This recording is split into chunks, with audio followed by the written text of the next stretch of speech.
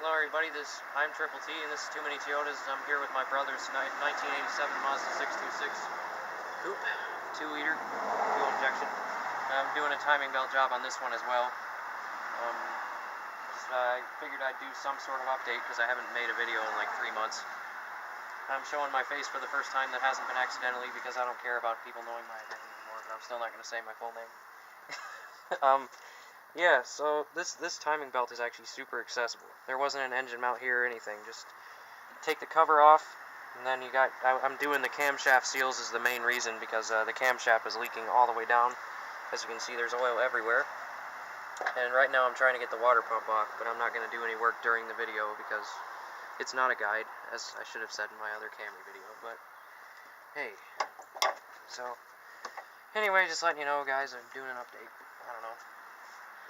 Also, I just wanted to say, the Tercel made it through the winter. I've got the Pulsar re-registered again.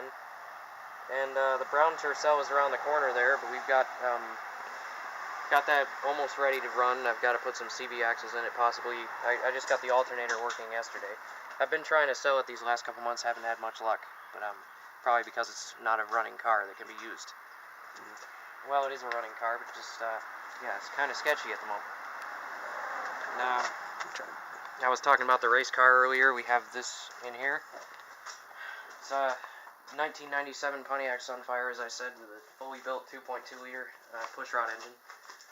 And it's been a lot of work's gone into it so far, but it's ready for a race. We actually took it to one practice already and blew the motor in the first practice we had it.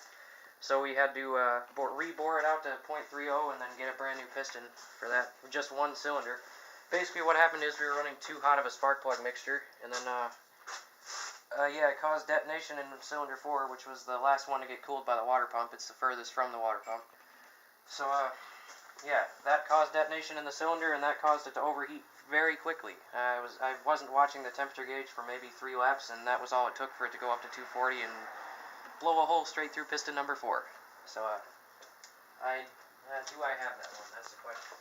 Let's see if I have it so I can put it on camera. You should show him the other one. Huh? You should show him the one on the wall over there. Well, that's not even for a Pontiac, dude. That's for a Datsun. Yeah, still. It's cool, though. I suppose. That one up on the wall right there, this used to be a connecting rod for a Datsun L28. That's one my dad blew up back in the day. Let's see. I don't know if I can find it. I didn't prepare for this, as you can see. My brother just kind of said, like, hey, you haven't done a video in forever. Why don't you do one? Forget it. I'm not going to find it. Just call it the garage walkthrough then. Yeah.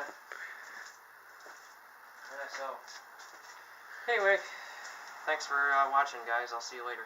Triple T signing off.